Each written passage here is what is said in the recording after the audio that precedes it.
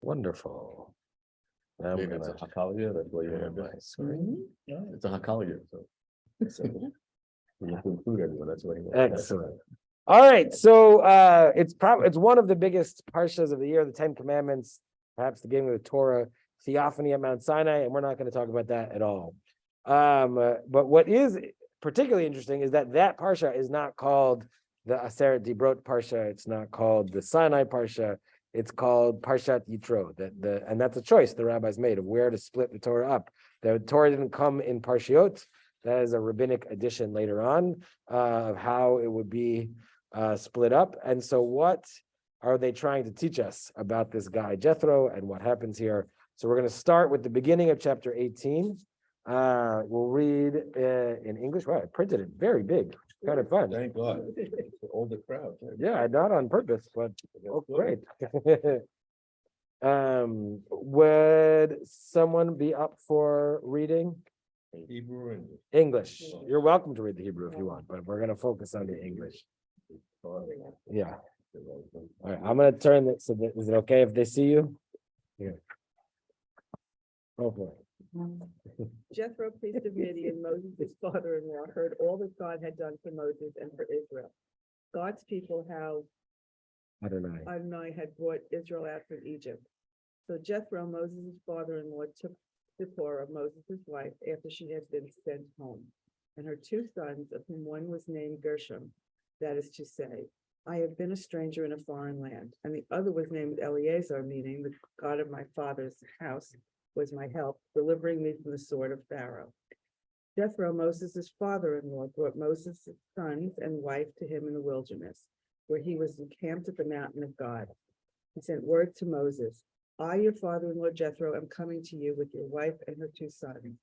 Moses went out to meet his father-in-law. He bowed low and kissed him. Each asked after the other's welfare, and they went into the tent. Moses then recounted to his father-in-law everything that Adonai had done to Pharaoh and to the Egyptians for Israel's sake, all the hardships that had befallen them on the way, and how Adonai had delivered them. And Jethro rejoiced over all the kindness that Adonai had shown Israel when delivering them from the Egyptians. Blessed be Adonai, Jethro said, who delivered you from the Egyptians and from Pharaoh, and who delivered the people from under the hand of the Egyptians. Now I know that Adonai is greater than all gods, yes, by the result of their very schemes against the people. And Jethro, Moses' father-in-law, brought a burnt offering and sacrifices for God, and Aaron came with all the elders of Israel to partake of the meal before God with Moses' father. Okay. So let's start with no question, just what jumps out at you. Normally I would go verse by verse, but I want to get into something beyond that. So I'm going to cut some of the hard work of in between, but what jumps out at you? Anything interesting? Yeah. Yitro is the headliner here. Yeah, for sure. Star of the show here. Moses just came out, brought the people out, and Jethro is the Right now, suddenly this Yitro gets the spotlight. Excellent. Yeah. Anything else? Well, this is setting the beginning of this crazy ambivalent relationship with the Midianites, where they're both friends and enemies. I mean, it's crazy. And even here, he's a high priest of the Midianites, and yet he's saying that God is the best, but he's not saying that God is one. He's the best of all the other gods, and it's just kind of weird. Yes, so it's confusing. So not only does he get center stage, but he's the high priest of another religion and a group of people who we have a very up and down relationship with. Sometime this summer, they're going to try and seduce all of our men away from Judaism. It's going to be a whole thing. So what's going on here? He's also the one who brought the burnt offering. And yeah, yes, right. yitro, and so that's doubly important because there actually are offerings that non-Jews can bring. The burnt offering is not one of them. The burnt offering is the specifically Jewish one. In fact, it is unique among the ancient world to have a burnt offering amongst the Jewish people. So it is on purpose we chose that. It's also couldn't have been done the way it was done the next day, basically. Give or take. Timing is a little confusing in the Torah. Because Aaron doesn't bring the burnt offering. Yitro and maybe Moses together bring the burnt offering, depending on where pronouns and stuff go. And once the tabernacle is officially functioning, that wouldn't have been an option. Only Aaron and his sons could have done it, the burnt offering. So they also get in on a technicality, as it were. So based on this, what's your vote? Did Jethro become a Jew? Based on just this? Yeah. How? You didn't do anything to get circumcised? So that's actually an interesting question. That's What what you need.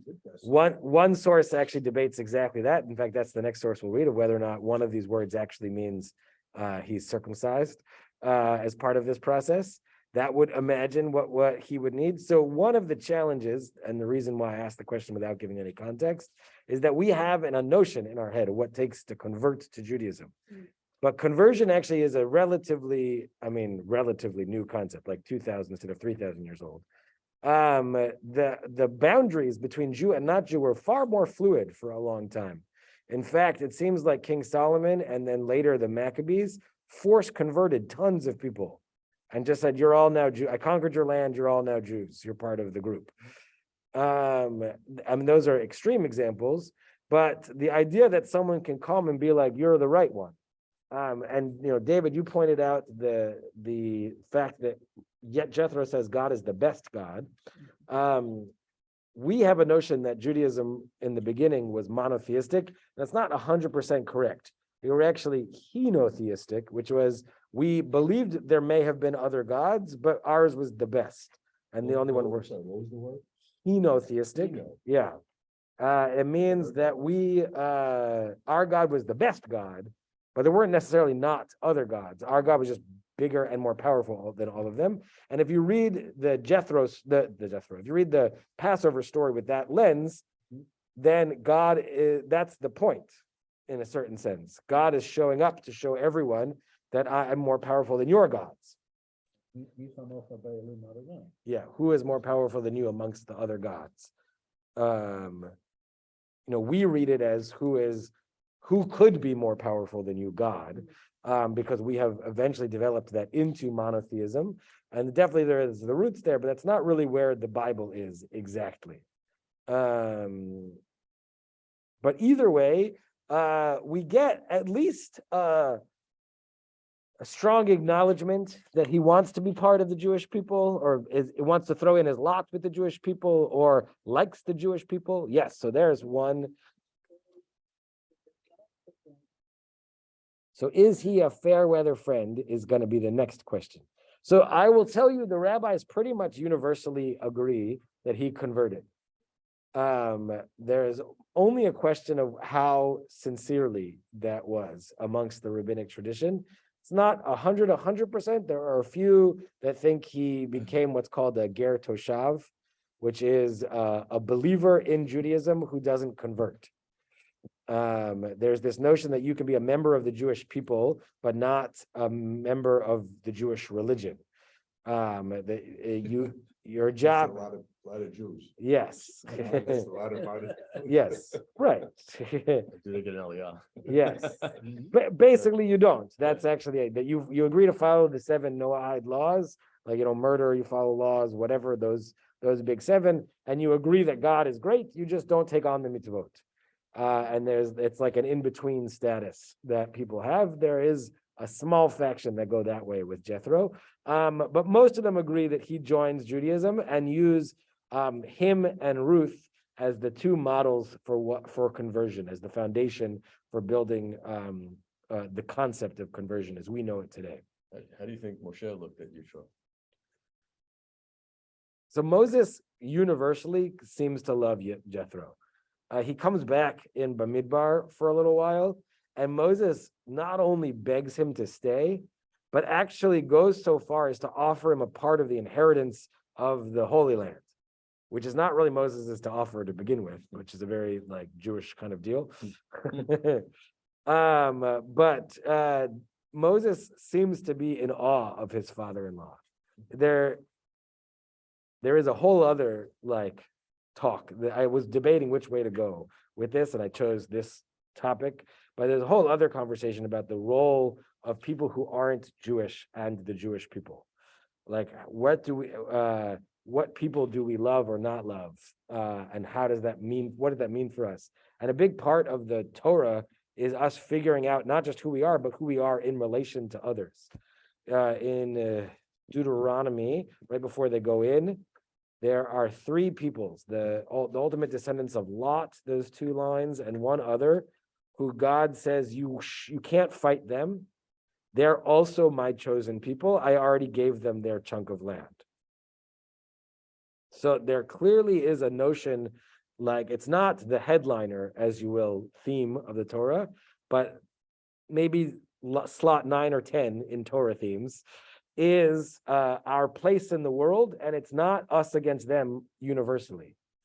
It's also not everyone's our friend, like for sure not, but we don't get to just write everyone off. And that's actually one of the points I was going to get to at the end that someone mentioned that a modern commentator points out. Just one more thing on that. Yeah, I find it please. Interesting that like in this parshat, we have the fifth commandment, Kavod Av V'Hem, and Moshe is coming back now as kind of a iconic figure, right? And he's the one that bows down and kisses his father-in-law, which is the right thing to do. He's giving kavod to his father-in-law, but he's not coming back as a regular schmo. No, So- it is, everything about it is layered. Like you would think, like if I were writing the story of the Jewish people, and I've got the moment before the Torah is given at Mount Sinai, and I'm going to have a high priest of another religion show up right before that, I'm not having my Moses character bow down to him. But the fact that we do, it shows constantly the way the Torah inverts power structures and reminds us that we can get trapped in our own, like, linear thinking. And it's our job to use those things to push ourselves back and constantly reevaluate our own humility, our own place in the world. It is, I think about it also that it's fascinating to me that Amalek becomes our nemesis. Egypt enslaves us for 400 years. And we're like, we could be friends.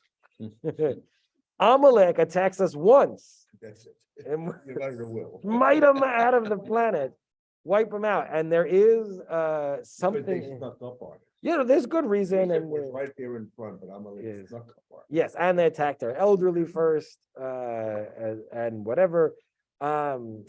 A million things. Amalek deserves it. They're not good. Not defending Amalek, but just what does that mean? And it is just a constant reminder that like what is doesn't have to be what is tomorrow. The Torah is full of, another way to look at it is the Torah could have said we were slaves in Egypt, so that means we should always fight to be the most powerful we can be so we never become slaves again. That is a logical and like understandable reaction to that slavery and what it could have meant. But instead, we say we were slaves in Egypt, and therefore we have to remember what it feels like, so we take care of those who are vulnerable. That's like an unbelievably powerful choice. That's like what we tell kids in school that they don't believe us. Like you gotta, you're the one with the, we're constantly telling older siblings, you're bigger and stronger. It's different when you do it than when they do it. And it takes years, if ever, that lesson gets through. There's one piece that I'm going to complicate it more, the next verse, or not the next verse. So the end of the Yitro saga, the end of chapter 18. So he does the whole thing that I'm not getting into of the judges, which I suspect you've heard of. He rearranges the whole court system for Israel, which is its own sort of amazing thing. And yeah, that's funny. Okay, right. And then the last verse is, then Moses bade his father-in-law farewell, and he went his way to his own land. Artso, to his own land. So even though the rabbis universally agree that he converted, we still get a guy who seems to put at least a toe into the Jewish peopleness, but then runs away again. And so what is going on there? It's worth noting, by the way, and I finally read a commentary that gave me a little bit of comfort for why Moses sends his family away. If you remember, this is not in the sources I brought, so this is extra bonus. If you remember this, so Jethro says, "Okay, go," and Moses leaves with Zipporah and their 2 sons. The whole family goes, and halfway through they have this crazy thing where Moses almost dies and he's healed, and then the Zipporah and the sons go back to Jethro. So why do they go back? Why not stay with their dad? What's going on? And basically, the Midrash says that they show up, and Aaron is like, "Do you have any idea how hard it is to be family of Jews here in Egypt? We're not adding another slave to Pharaoh. Have them go wait with their father-in-law until we get out." Which, when you think about it in the context, we just honored International Holocaust Remembrance Day 2 weeks ago. The Kinder Transport and all of these people who hid their children with other people in those horrible stories. It's a reminder that heroism looks like different things in different contexts. And so it's the best answer I've ever heard. All right, but Yitro is our guy at the moment. Okay, I'll do the reading just so the microphone picks it up. We're now on where it says Ramban on Exodus 18:1. Oh, I thought I took out the Hebrew. That's why I printed so much. Okay, it doesn't matter. So it's not page numbered, but source, page 4. No, above source 4. Sorry. Our rabbis already disagreed in these other places about this section. There are some of them that say Yitro came before the giving of the Torah, like the order of the sections. And there are some that say it came after the giving of the Torah. And the latter view is certainly supported by the verse that states, "And Yitro, Moses' father-in-law, and his son and his wife came to him in the wilderness, where he encamped before the mountain of God. Behold, it states that he came to him in his being encamped in front of Mount Sinai, where they encamped for a year." And this phrase serves as the explanation of where he was encamped there. And also, as it states, "And I make known the laws and teachings of God as they are the ones given to him at Mount Sinai." Okay, so all of that is to point out only that we're not even sure when this happens, if it's before the Torah or after the Torah. And that becomes the crucial fulcrum for figuring out how much we like Yitro. If he's just after the miracles, then maybe he's a fair weather friend. But after the Torah, now there's responsibilities too. So maybe there is something else going on there. Midrash Tanchuma says, "Now Jethro, the priest of Midian, heard he was a priest for idolatry, and Jethro rejoiced in that he professed the name of the Holy One." So first is, what does it mean Jethro rejoiced? It means specifically, when it says that, it means that he praises God and uses God's name, which is a thing you only do if you're believing in Jewish God. Another version, and Jethro rejoiced, it was that he became a Jew. So he cheered on becoming a Jew. So Jethro said, "Blessed be the Lord." Jethro said, "I haven't met a deity I didn't serve. That is, I've tried all the other religions, but I have found no deity like the God of Israel. Now I know the eternal is greater than all other gods." So the second midrash is specifically Jethro actually is the best Jew because he had the chance to try them all and chooses our God as the best one. Sanhedrin, the first is from the Talmud. All right, so this is the verse when you say rejoice, is the word is vayichad, which is a very confusing word. It doesn't necessarily just mean rejoice. And we're going to try and figure out what it is. This is one of my favorite interpretations because it reminds us that the humanity has always been humanity. It is written in the previous verse, Vayichad Yitro, for all the goodness that the Lord had done to Israel, whom God had delivered out of the hand of Egypt. Rav and Shmuel disagreed with regard to the meaning of Vayichad. Rav says he passed a sharp sword over his flesh. In other words, he circumcised Chad himself and converted. And Shmuel says he felt as though the cuts, the chidudim, were made over his flesh, i.e., he had an unpleasant feeling due to the downfall of Egypt. So they're both interesting interpretations, but they're opposite. Cuts both ways. Nice. But they're opposite. One is that he circumcises himself and converts, so he's a fully bought-in Jew, and the other is he's terrified for Egypt, and he sees the Egypt as his brothers, and look what terrible thing happened to them. Rob says with regard to the statement of Shmuel that this is in accordance with the adage that people say with regard to a convert for 10 generations after his conversion, one should not disparage a Gentile before him and his descendants, as they continue to identify somewhat with Gentiles and remain sensitive to their pain. So there's an adage that if someone converts, maybe don't talk smack about the Gentiles around them.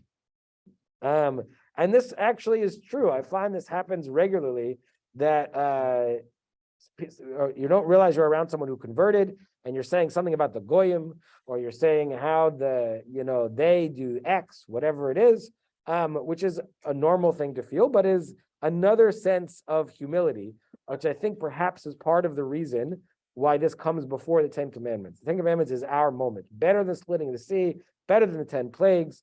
This is the whole, everything hinges on chapter 19 and 20 in Exodus. And so we come here first to remind us, but it doesn't make us better than everybody else. This is our special moment, but it doesn't mean we can shove it in other people's faces. All right, here's the support of fear. In the Midrash Shmot Rabbah, and Yitro heard, this is what the verse means: flog a scoffer, and the simple will become prudent. I'm just going to summarize it. I'm looking at the clock, and I want to get to some of the more modern commentaries.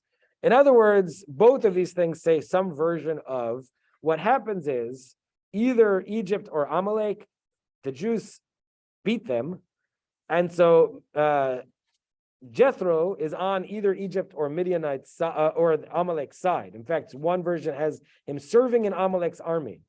And then he watches Moses and the Jews wins and is like, oh my God, I'm on the wrong side. This is terrible. And so he goes and joins the other side. So it is support for tough love. Because sometimes being firm in your ideals reminds people where the ideals should be, what's good. But that Jethro still ultimately is a non-Jew who doesn't. Now, Jethro's a good guy. That's the next one. These two verses, the Rashi one says specifically that Jethro would lived in comfort, but chose to come into the wilderness with the Jewish people for a while. That's really important. And I love this quote from the Zohar, which I had never heard before. The Torah could not be given to Israel until Jethro, the great and supreme priest of all the pagan world, and had confessed his faith in the Holy One, saying, now I know that God is greater than all the gods. I love this. We couldn't get the Torah until the non-Jew recognized that God is great. That there is something essential in our own Jewishness for other people to recognize that our Jewishness is good for itself. Okay, so I have 3 or 4 modern commentaries here. Let's do Zornberg first, which is here. The Midrash makes a radical assumption. Jethro's coming is no longer a simple family affair, but rather represents a spiritual crisis in his life, a recognition of the power of God and a desire to unite his fate, in some sense, with that of the Israelites. Read in this way, the first part of the chapter culminates in an actual ritual of conversion. Jethro proclaims, now I know that God is greater than all the other gods. And then Jethro, Moses' father-in-law, took a burnt offering and sacrifices for God and Aaron, and all the elders of Israel came to eat bread with Moses' father-in-law in the presence of God. These are the sacrifices of the convert, of the one who commits himself to a full acceptance of the Torah. Indeed, they parallel the sacrifices that the Israelites bring in token of their commitment to the covenant. So he makes his own, I'm going to join the Jewish people's sacrifice. And for Zornberg, it really is Jethro's own spiritual crisis. And for me, what's crucial about that is the reminder that we can all have that spiritual crisis. Every once in a while, I get a convert who is converting by him or herself, and the rest of his or her family is not. Like they're doing it just on their own. And it is a reminder that out in the world, we can encounter amazing things and it can change our direction. And that is for the Sinai moment, which is for us. We are Jews. We're always Jews. It says every generation is present. The souls of the future and the souls of the past are present at Sinai. And it is a reminder that that's actually not the whole answer, that more can be part of it. I'm gonna lay out so this guy, I don't know who Rabbi Shimon Felix is. He's a modern commentator, but he does a great job of laying out the back and forth in a pretty straight way of this chapter. The strangeness of this story is obvious. For one, there is the naming of this auspicious parsha after a retired idolatrous priest who actually still has a certain reservoir of feeling for the culture and people who oppressed Israel, and whom he has, in theory, left behind. In addition, why is Jethro, the stranger, the newcomer to the tribe and its beliefs, the only one who can see Moses' problem, and moreover, come up with a solution, a judicial system which will be more efficient, which will more efficiently bring Torah and justice to the people? Why didn't Moses or one of the elders figure this important piece out? And finally, why does Jethro return home? Why does he not remain with his family and newly adopted people and get some nachas from pointing out to all the people who will listen what good advice he gave his son-in-law? Then he says basically that this is a pitch for the margins as being what matters. And then the real strength of Torah, I'm skipping a little bit ahead. In other words, the real strength of Torah, its ability to survive and sustain itself, will not be found at the center with Moses, but at the edges, in the lower courts, among the thousands of junior jurists who will determine daily for their peers the will of God and God's law. It is only Jethro whose marginality as a convert gives him a sensitivity to the plight of the Egyptians not shared by the rest of the Jews, who deserves to have the parsha of the giving of the Torah named after him. It is precisely his sensitive, nuanced, ambivalent response to things, the chill he feels at the news of the fall of Egypt, along with the joy he feels of the salvation of Israel, which the Torah demands. So I'll pause there. The rest is good. You're welcome to read it. But what he's laying out is Jethro is there because it gives us the center and the margins in the same parsha. If the 10 Commandments is the core of what we are, you can't get more center than the Sinai experience. We begin with someone in the margins to remind us. I would actually disagree a little with what he says, which is it's not an either or. It's not that the interesting things won't happen in the center, but that you need both. That if you miss either, a colleague of mine when I was in school was on a panel, and we said the question was like, what do you do as a rabbi? Basically, the job is infinite. So how do you decide? And one of the answer he gave was, I look at my community, and I look at which subset isn't being served, and I try and serve them. Which is, I think, the model that this Rabbi Felix is laying out, that our Torah is laying out. Jethro is here as a marginal convert with the wisdom to remake all of the way Judaism functions, alongside the giving of the Torah, so that we hold on to both of those in one in each hand and never let go of either. And if we feel pulled too far, to pull ourselves back to the other. We can't. The flip side of that is the former dean of the rabbinical school used to talk about 2%ers. That 2% of your congregation will take up 80% of your time. You are all very engaged people. I'm sure you could share stories ad nauseum of such things. And so you need the balance. If you let that happen, then you lose 98% of your people because you don't give them the attention they need. But if you never look at those 2%, you lose the wisdom that is hiding amongst them as well.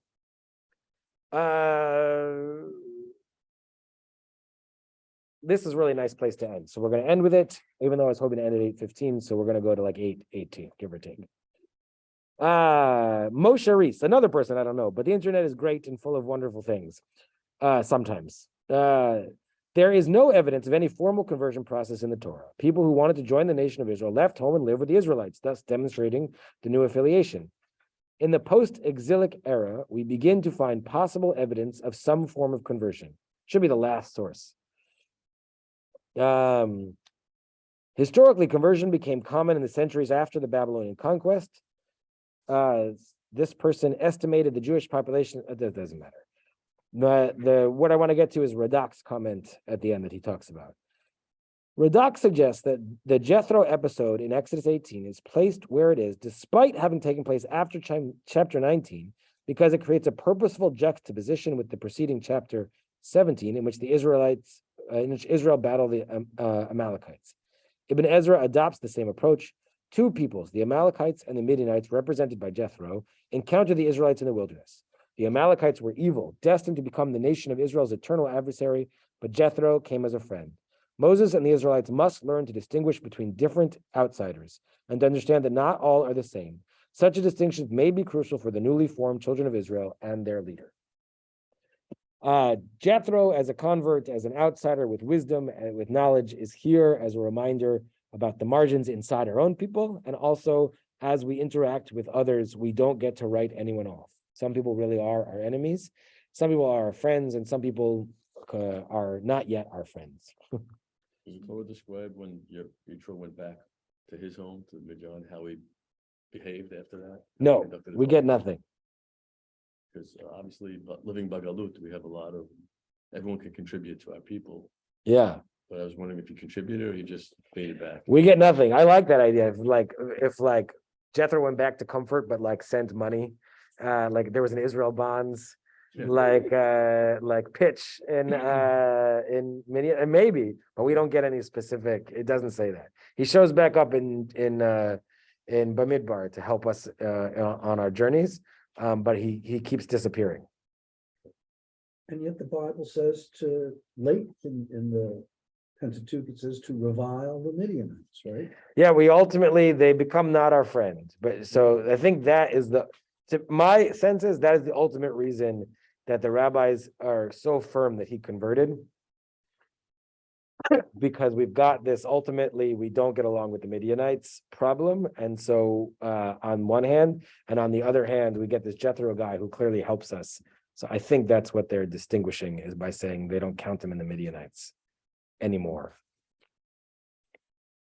I'm going to stop the recording, I hope. Where's the button? There's the button. This is